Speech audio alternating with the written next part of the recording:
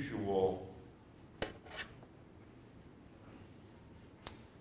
covenant, sign of a covenant between any entities than the one that God gave to Abram as he was there in Ur of the Chaldees. That's an unusual covenant, isn't it? The sign of that covenant. Why in the world would this be such a, well, number one, be given in the first place, but then be so prominent that in the Galatian letter that the Apostle Paul would designate those who were in the Jewish economy as a circumcision and those who were Gentiles outside of that Jewish economy, the uncircumcision, to use that very sign as a delineating factor of the two groups. It is really just very unusual. And yet, there are benefits, physical benefits to this surgery. We'll go ahead and talk with that, what it is. At one point in time, I don't know if you know this, but at one point in time, circumcision was the most performed operation in the United States of America. I don't know if that is the case any longer, but at one time it was. And I have heard recently, it's very recently, those who are opposed to this surgical procedure or downplay its physical advantages. And so, I find that highly interesting. He says here that in the book of Genesis, the text relates that God chose Abraham and his descendants to be a special people who were set apart from all of the nations. The covenant that God made with Abraham included a physical sign and a physical part of that covenant that was to be implemented in all future generations of Abraham's descendants. According to the text, God said, "He who is 8 days old among you shall be circumcised, every male child in your generation. He who is born in your house is bought with money from any foreigner who is not your descendant." So all who are going to dwell with the children of Israel, and later, of course, the Jews, everyone who is going to be a part of this economy, that would include, those who were proselytized. You think of that, the Ethiopian eunuch, as he, went, Acts chapter 8. Where did he go? He went to the temple in Jerusalem to do what? To worship God. Because even though he was outside, born a Gentile, the Ethiopian people are not Jews ethnically or obviously religiously. And so, but he converted to Judaism. Well, of course, he was circumcised as a part of that. And so when, Philip, the Holy Spirit says, hey, go to this individual who has converted to Judaism. And then, of course, he was converted to the cause of Christ. The Bible's inclusion of this surgical practice provides another excellent example of the scientific accuracy of the text. The day on which the biblical record commands the practice to be implemented is of extreme importance. The human body requires prothrombin, that's vitamin K, to all you who are real, Linda, and platelets in order for the blood to clot. The percent of available prothrombin in a newborn dips from about 90% of normal on his day of birth to 35% on the third day of life outside the womb. After the third day, the available prothrombin begins to climb, but by the 8th day, the available prothrombin level is approximately 110% of normal, about 20% more than it was on the first day, and 10% more than it will be during subsequent days and years of his life. Such data prove that the 8th day is the perfect day on which to perform a major surgery, such as circumcision. This amazing medical accuracy cannot be accounted for on the basis of human ingenuity in the ancient world. Divine oversight remains the only reasonable answer. And so we have not only the physical benefits of this, but also the exact time that this surgery is to be performed on day number 8. Now, I don't know if little girls get the vitamin K shot. In this nation, when a little boy is born, they already get a vitamin K shot. They can just go ahead and get it. And so boys are, since the advent of obviously syringes and all that kind of stuff. So circumcision takes place now, essentially right away, like in day 1 or day 2, and that just goes ahead and happens. But it happens after a shot of vitamin K. Obviously, they would not do that, otherwise. And but when you don't have that, and obviously the children of Israel back in ancient days didn't have, serumized vitamin K, right? So when are you going to have the surgery? Well, have it on the day when the blood's going to clot the fastest and the greatest. And that is on day number 8. And that's remarkable, is it not? That's remarkable. Obviously, the Jews had no idea, the children of Israel, Abraham even, he had no idea what vitamin K is. He has no idea what prothrombin is. They didn't even know how the blood operates when you have a cut. Had just no idea. And, why does it act the way that it acts? And that's why this particular operation then had to come from God, because he does know how it operates.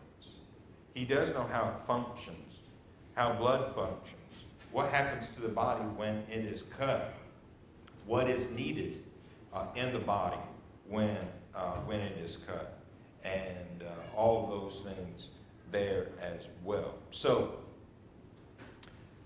circumcision on a specific day for a specific purpose that was given to the children of Israel as a sign of the covenant. I know it's kind of, it's riveting conversation here with circumcision. But any thoughts or comments about this, the 8th day specifically to perform this?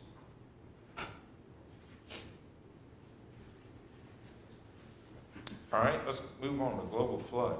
Genesis 6-9 tells the story of Noah and a worldwide flood that covered every square inch of the globe. And by the way, it's so interesting that I just saw a blurb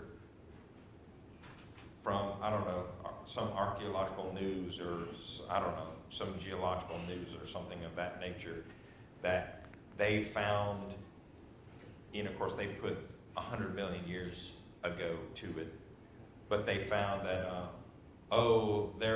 the earth was covered with water in this particular, in between these two whatevers. You don't say. Sigh. That's all I got to say about it. Let's see.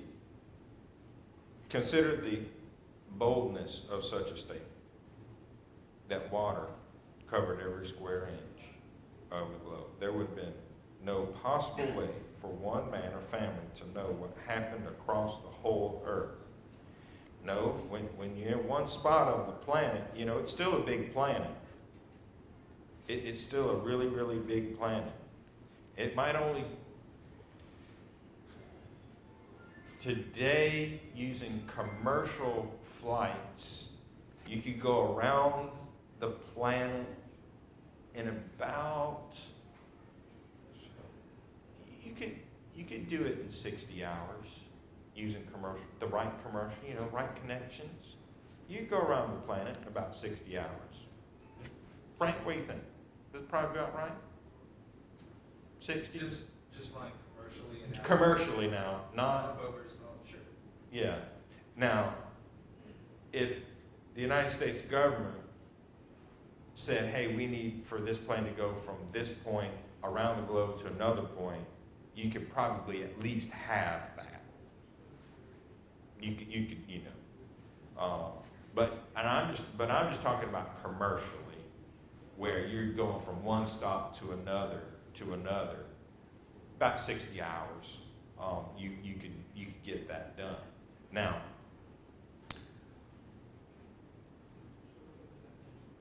when you're in the air, you still don't know what's going on the other side of the planet, do you?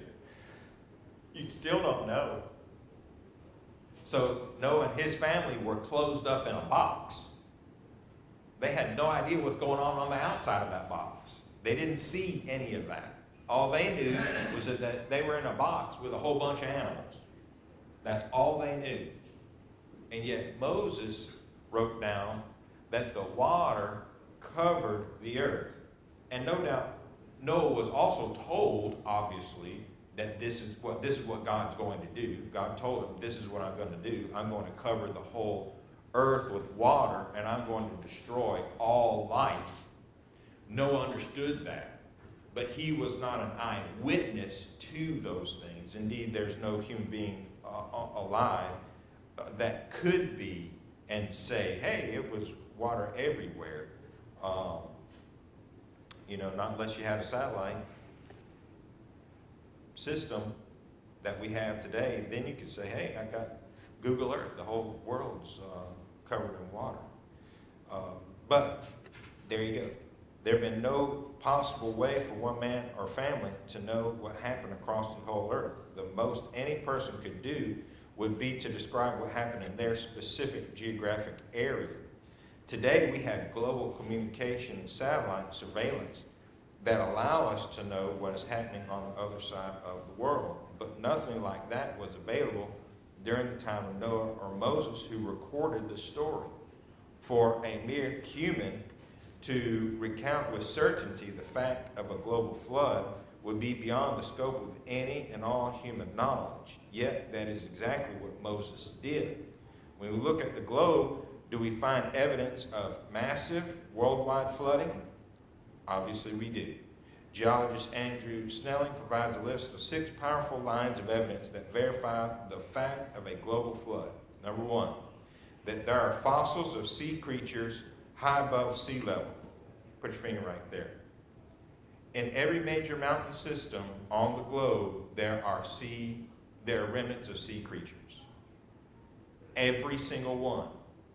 You go up to Himalayas, that's the highest, and you go to Bhutan or Nepal, or China, or whatever, right? There are marine fossils in the Himalaya mountains. Number 2, rapid burial of plants and animals. The only way to get a fossil, the only way to get it, is if those animals or plants are covered quickly by a decent amount of material. It doesn't have to be miles of material on top of you, but it does have to be enough material to cover you.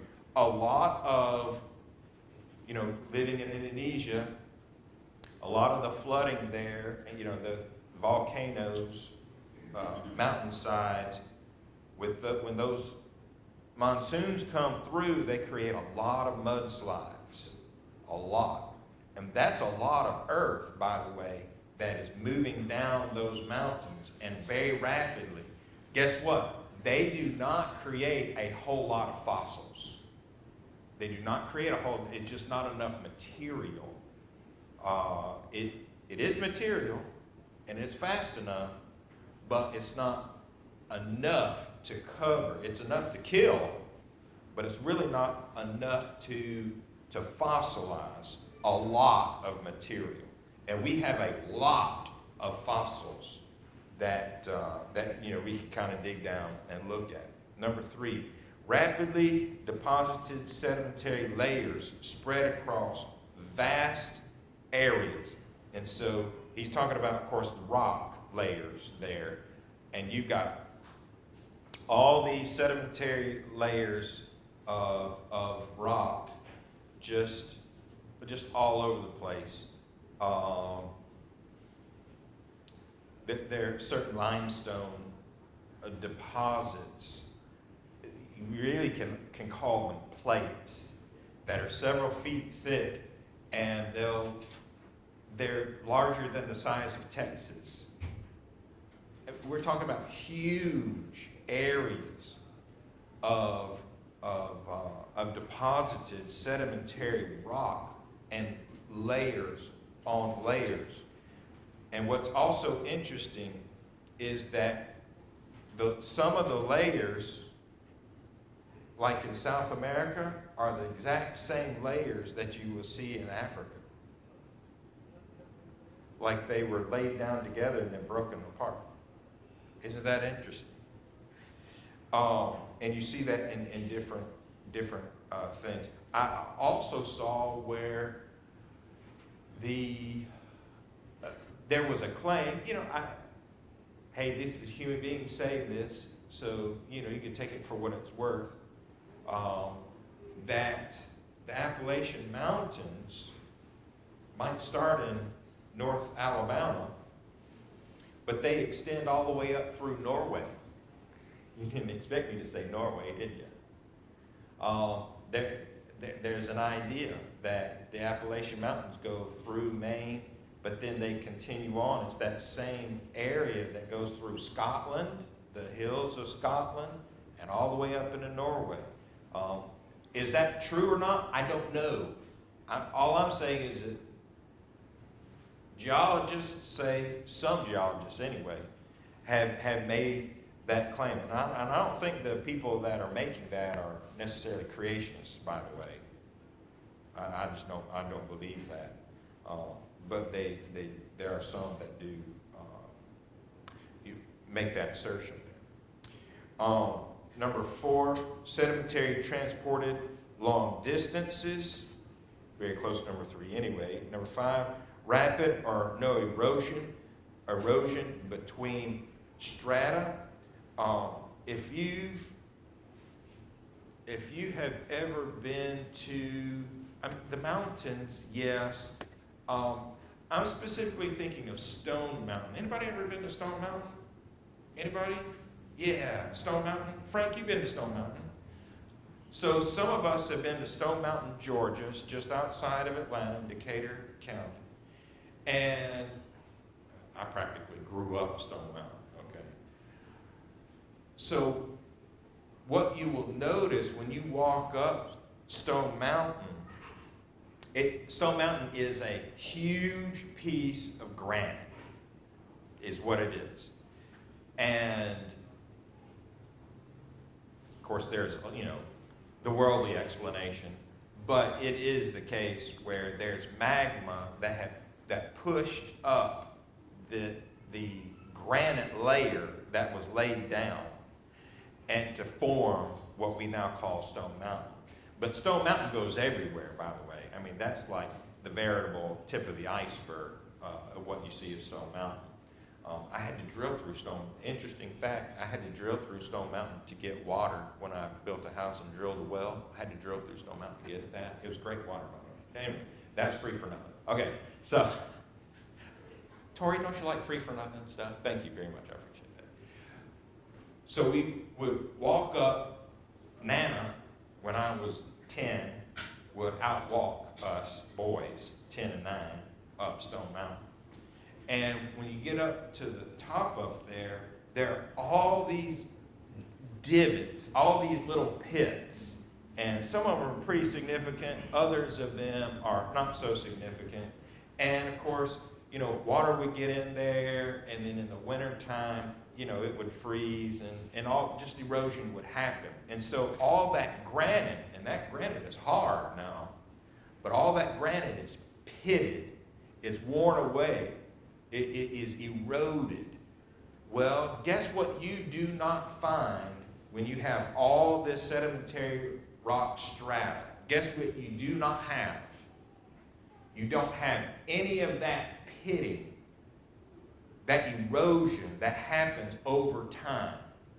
So you have all this strata of rock, and it's as though a layer is laid down, and immediately another layer is laid down, and so they're flat, right up against one another. No erosion. Zero. Now, you could have certain areas where the rock is thinner, like a wave might take more material away or pile it up in other places. But you have that kind of back and forth, laying down of the rock, and then another layer on top of it. But there's no erosion there, and we see that time and time again. There's a place up in the Appalachian Mountains, speaking of them, we went to, I want to say it's Anaruby Falls, but Ruby Falls, I don't remember. Anyway, but we were up there, and of course, they were trying to show you all those, different levels and strata of the dirt and everything. Or you could just go to, the Big Ditch out there in Arizona, northern Arizona. That's a good example as well. Guess what you don't have in the Grand Canyon? In between the layers, there's no pitting. It doesn't look like Swiss cheese, does it? And if it was put down over long periods of time, then that's exactly what it should look like, Swiss cheese. But it doesn't. No, it looks like you got American, and then provolone, and then... Try to keep it a little lively every once in a while, Linda. Yeah, I try. Okay. And then number 6, many strata laid down in rapid succession. So we really kind of covered that as well. Snelling further described a geological formation known as a seismite that normally forms in water during earthquakes. The ones formed in modern times generally are only a few inches. The one he describes are 30 feet thick, massively bigger than anything geologists have ever seen form. He noted that those who reject the flood have no explanation for these huge seismites. The flood, however, perfectly predicts and explains their existence. And essentially a seismite is where you have water and air in it's kind of like when you boil your grits, right? When you're boiling your grits, and the grits kind of bubble up there in the right before you put it on on low there. How your grits kind of bubble up, right? That's a seismite. Typically, let's go back to those mudslides. See, those mudslides, when they happen, they have seismites in them, but there's not a lot of material, so you're only going to have a couple of inches of seismites in those mudslides. But what scientists have found and geologists have found is that you have seismites, that is water and air coming up through that rock, feet and feet and feet thick. That's tremendous. You're not going to find that in just a normal type situation, kind of like the Swiss cheese scenario. You're not going to find that in the natural, over the natural course of things that we see even today. Any thoughts or questions, ideas about the global flood and scientific evidence concerning that? All right, archaeological accuracy. The scientific discipline of archaeology deals with the study of human artifacts from the past. These artifacts provide information and evidence for historical events. What is the most sought after type of archaeological artifact? Anybody know? Anyone? Bueller?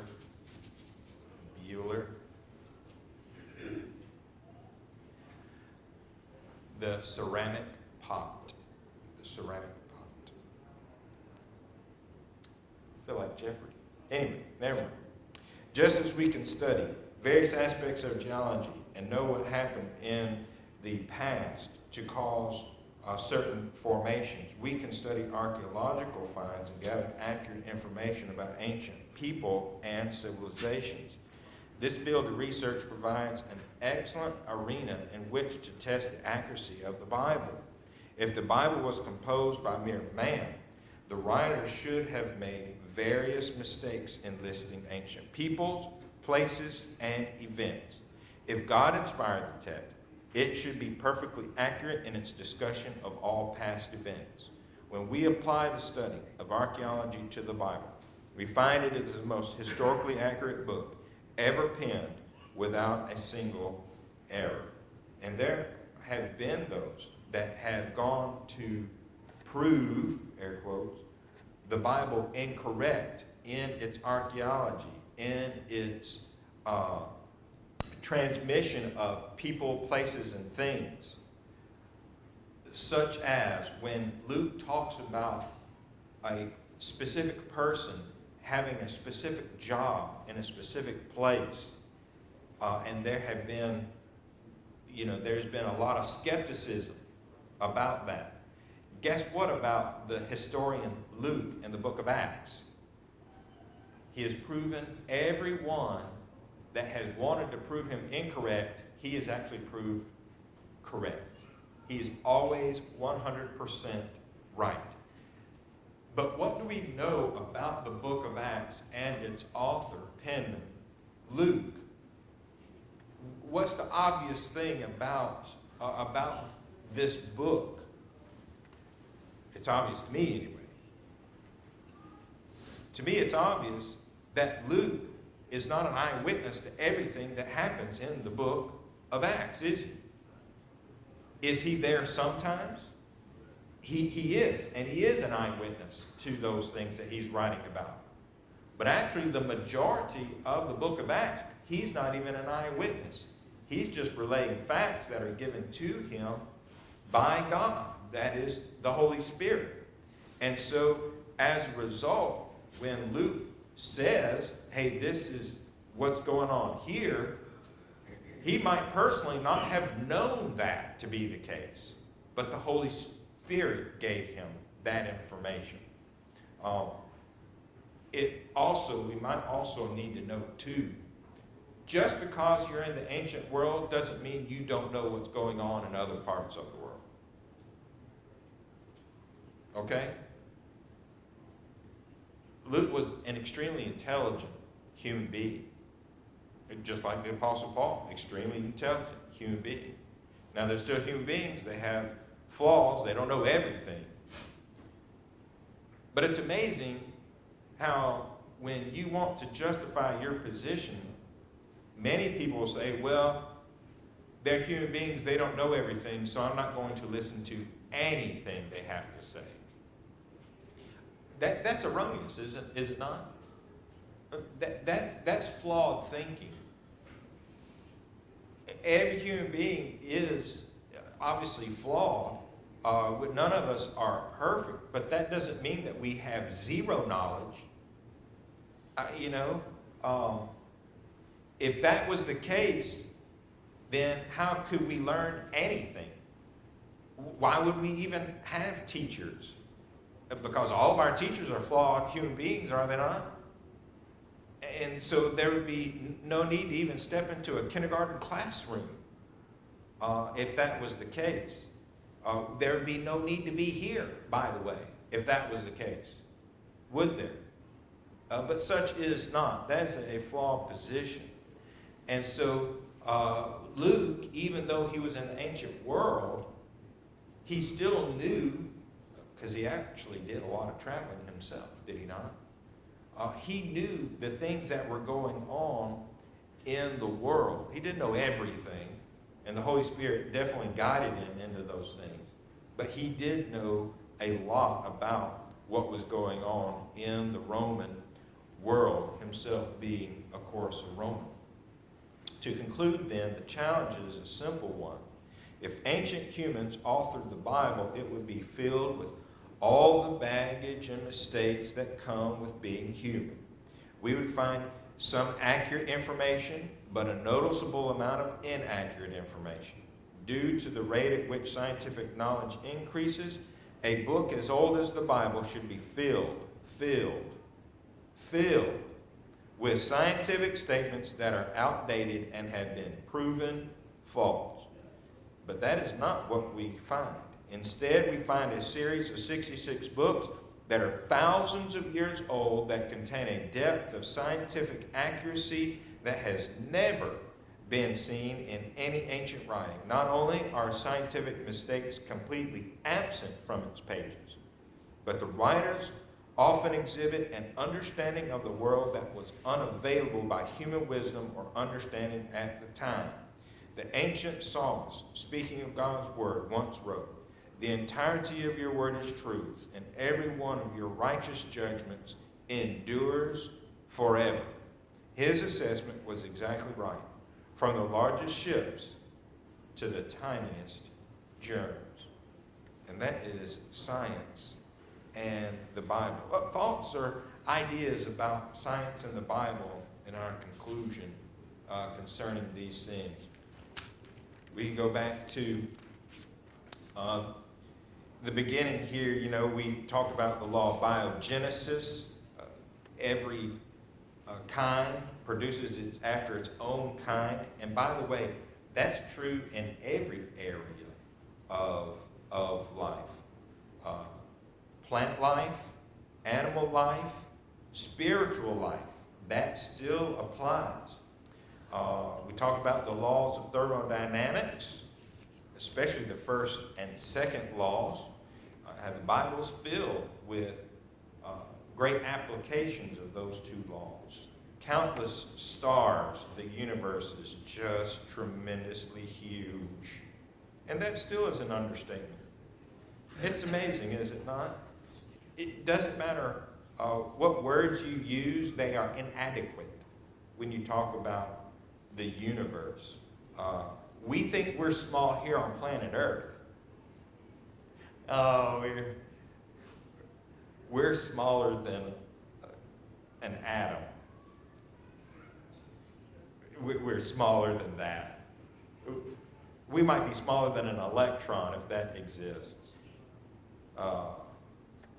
compared to the universe. And we're just super tiny and insignificant, physically speaking.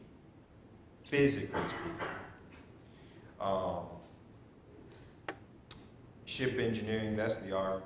Sewage and waste disposal, how the Lord told the people to go out of the camp. Blood, what it is able to do. And obviously, talking about circumcision, still dealing with blood, of course. Germs, labor fever, dealing with dead bodies and dead things, quarantine. Laws of food consumption, sexually transmitted diseases. And then, of course, circumcision, the flood, and archaeological accuracy there. So, all those things. Any ideas, thoughts? Yes, Frank, go ahead. I think it's really interesting. A lot of times, people, when you want to debate a lot of the scientific type of stuff, the lengths that people will go to fool themselves into not even want to try to believe that they could be wrong and that the Bible could be right. And it can be very difficult sometimes to talk to people. But like, talk about circumcision. Like one of the earliest times I personally dealt with it, we were talking about circumcision. And I was like, what? Like, that's just incredible. How else would they know on the 8th day? And they said, trial and error. It's like, okay, but show me the evidence. Right. Like, what's the evidence that anybody tried? Who would think to do that if you weren't told to do that by God? Right. Like, we're not crossing any normal man. still wouldn't have known that that was the best day to do it. Mhm. So they would have maybe got to a range of it, but that was just the answer immediately. And then a lot of people willing to accept evidence of evolution and everything else. I saw one just yesterday about, a Christian posted on social media something to the effect of, the world is only, they said 4,000, but however many thousand years old. It's like, well, that's obviously a little bit shorter, but it said like the world's 4,000 years old, changed my mind. And the person talks about the half-life of uranium, and then made it to lead, and he's like the existence of lead as an element is proof that creationism is wrong. But it's like you try to point out all the problems there are with half-lives and carbon dating and everything else. They don't want to hear it. They don't believe it. Mm-hmm. There's problems with that evidence that there's that, but like, they don't, you know what I mean? I'm starting to ramble now. Yeah, no. But I think that's a good point to kind of sum all that up, is that when you have a certain point of view and you want to stick with that certain point of view, you will dismiss any legitimate fact because when it contradicts your stated point of view and your belief, then you can't have that. Yep. And so it's amazing that people, and of course human beings are the only beings that can do this. We're the only ones, make no mistake about it, that human beings are able to do something that no other created being is able to do. And that is to live with a truth and a lie, and have those coexist in the mind. I would like to think that I can't do that. I would like to think I don't want to do that. But human beings are very just prone to do that. That we like the truth, we say we like the truth, but yet when a fact contradicts what we believe, then we'll just dismiss that, put that fact down. That's the truth, of course. Facts are truth. We'll dismiss that so that we can continue to believe our lie. And that's destructive, is it not? When in that situation, that's terrible. But human beings are the only ones that can do that. Amy?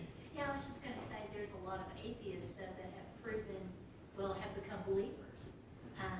Trying to prove that the Bible is inaccurate, in so doing, have become believers. Absolutely. There are a number who are honest enough, that they did not want to hold on to a belief that was proven untrue.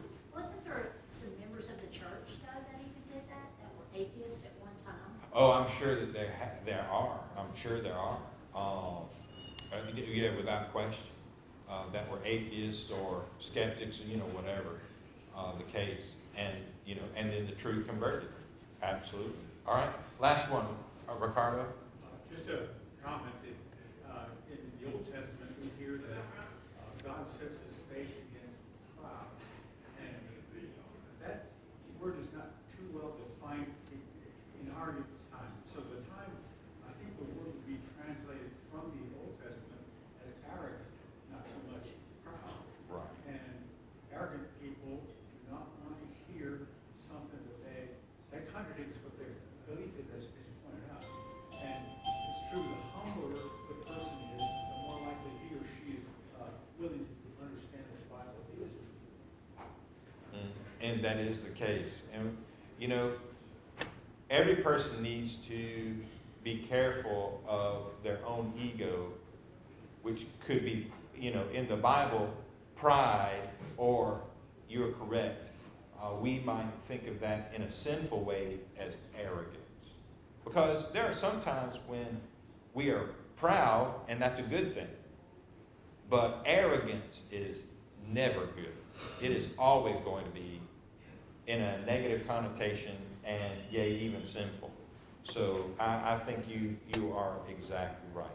Excellent discussion. Appreciate that very much this morning. We're going to take just a short break, and on top of that, we'll come back and worship our God together. Really appreciate you being here.